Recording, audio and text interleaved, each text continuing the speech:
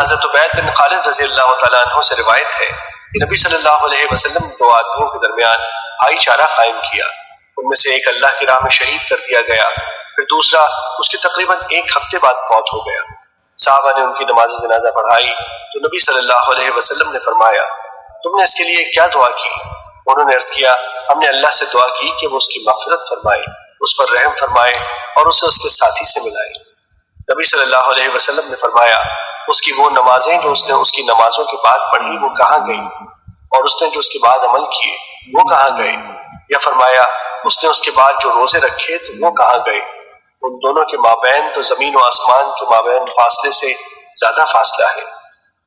مشکات المصابیح حدیث نمبر 5286۔ حضرت انس رضی اللہ تعالیٰ عنہ سے روایت ہے کہ نبی صلی اللہ علیہ وسلم نے فرمایا، بے شک اللہ تعالیٰ جب کسی بندے کے ساتھ بھلائی کا ارادہ کرتا ہے تو وہ اسے اطاعت والے کاموں پر لگا دیتا ہے۔